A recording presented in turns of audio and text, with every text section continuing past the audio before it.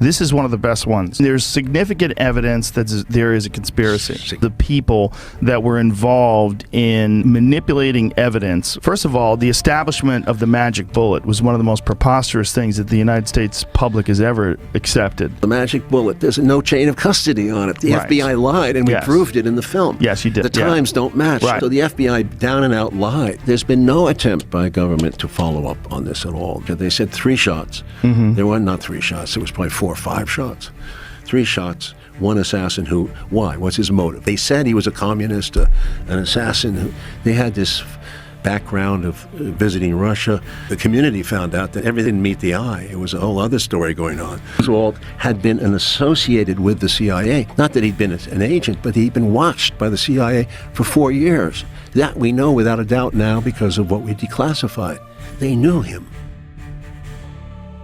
62 years ago, a bullet, or maybe more than one, tore through the skull of John F. Kennedy, the 35th President of the United States, and with it ripped apart the fabric of American trust. The official story says Lee Harvey Oswald, a lone nut with a cheap rifle, did it. Case closed. But on March 18th, 2025, over 63,000 pages of newly declassified files hit the public domain, ordered by President Donald Trump, and the whispers of conspiracy grew into a roar. So, who really killed JFK? Was it Oswald, the patsy of a grand cover-up? The CIA pulling strings in the shadows? Or something even darker? This isn't your high school history lesson. Let's dive in. The Gospel according to the Warren Commission, 1964, goes like this. Oswald, a 24-year-old ex-Marine with a chip on his shoulder and a mail-order Mannlicher Carcano rifle, perched on the 6th floor of the Texas School Book Depository, fired 3 shots. 2 hit, one through Kennedy's neck, the other through his head. The magic bullet theory claims one slug zigzagged through JFK and Governor John Connally like a pinball. Oswald's motive? Vague Marxist leanings and a grudge against America. 2 days later, Jack Ruby, a shady nightclub owner, silenced him on live TV. End of story. Or is it? Fast forward to March 2025. The National Archives drops a bombshell. 63,000 pages, including 2,400 newly discovered FBI records. Historians have combed through them, and their verdict is no smoking gun. The files double down on Oswald. His Mexico City trip to the Soviet and Cuban embassies, his surveillance by the CIA, his lone wolf profile. No hard proof of a second shooter, no CIA hit squad, no Mafia contract. The establishment sighs in relief. See? We told you. But here's where it gets messy, because the official story has holes you could drive a motorcade through. Take the 1979 House Select Committee on Assassinations. They said Oswald fired shots, but there was probably a conspiracy. A second gunman, maybe on the grassy knoll. Acoustic evidence hinted at a 4th shot. Witnesses swore they saw smoke, heard gunfire from the front. Then there's Kennedy's brain, missing from the autopsy, photos allegedly tampered with. And that magic bullet? Pristine, like it never hit bone. Are you buying that? Over 65% of Americans aren't, according to Gallup polls, and that skepticism's been simmering for decades. So if Oswald didn't act alone, or at all, who did? Let's roll the dice on the CIA. Kennedy sacked their director, Allen Dulles, after the Bay of Pigs fiasco. JFK wanted peace, with Khrushchev post-Cuban Missile Crisis, even floated NASA teaming up with the Soviets. That's a red flag for a Cold War spy agency, thriving on tension. The 2025 files show the CIA tracked Oswald in Mexico City, knew he met Cuban and Soviet agents. Did they turn a blind eye or nudge him along? Some say Dulles orchestrated a coup, a shadow government flexing its muscle. No memo in the files says CIA did it, but the absence of proof isn't proof of absence. Then there's the Mafia. JFK's brother, Bobby, cracked down on organized crime as Attorney General. The mob had ties to Cuba, lost millions when Castro nationalized their casinos.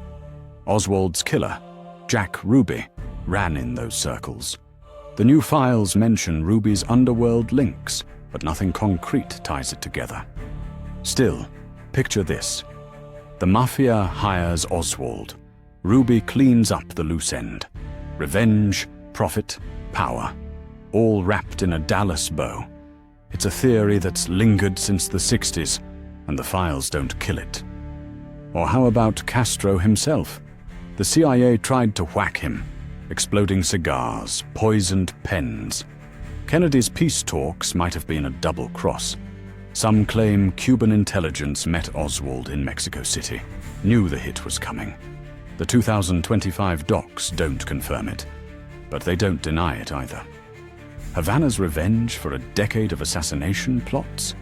It's not crazy, and it's got traction among conspiracy circles online. But here's the kicker. What if it's all of them? A perfect storm. CIA, Mafia, anti-Castro exiles, rogue elements in the government. Lyndon Johnson, JFK's VP, takes the oath hours later, grinning like he won the lottery. Conspiracy buffs say LBJ greenlit it to grab power. No proof in the files, but the timing's suspicious. And those 63,000 pages? They're a tease, unredacted, sure, but missing 2/3 of the promised haul, plus 500 IRS records. What's still locked away? The truth, or just more noise? Now the lone gunman crowd will scream, "Where's the evidence?" Fair point. Oswald's rifle matched the bullets. His prints were on the scene. The Warren Commission had 26 volumes of testimony, forensics, timelines. The 2025 files back it up. No blockbuster memo screaming conspiracy. Historians warn us not to expect a case cracker after 62 years.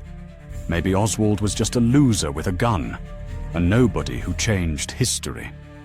That's the clean story, the one they want you to swallow. But let's flip the script. What if the evidence was rigged? Over 100 witnesses died mysteriously by the 1970s. Jim Garrison, the New Orleans DA, claimed a cover-up in '67. His star witness fingered the CIA before flipping. The Zapruder film, frame 313, Kennedy's head snaps back. Looks like a frontal shot to anyone with eyes. The 2025 files don't explain that away.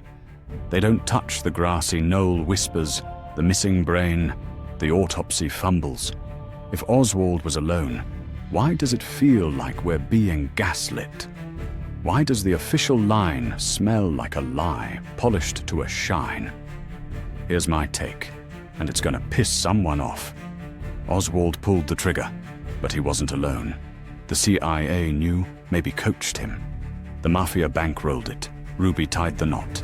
Castro cheered from the sidelines. And the government? They buried the truth to keep the Cold War machine humming.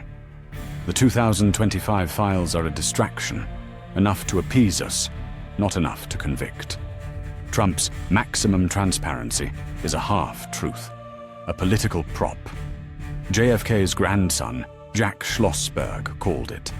This isn't heroism. It's using a dead man to score points. The real killers aren't named in those pages. They're the systems behind them. Power, greed, secrecy. So, who killed JFK? The answer's a Hydra. Cut off one head, 2 grow back. Oswald's the fall guy, but the real culprits are the forces he served. The files won't end the debate. They'll fuel it. Over 60% of you probably agree it's a conspiracy. Gallup's numbers don't lie. But the other 40%? You'll say I'm chasing ghosts. That's fine. Argue with me. Because 62 years later, we're still asking, still fighting, over a truth that might never come. JFK's gone, Oswald's gone, Ruby's gone. The files are here. But the answers, they're still out there, buried in shadows we may never pierce. Who killed him? Maybe the better question is, who didn't want him dead? Think about it.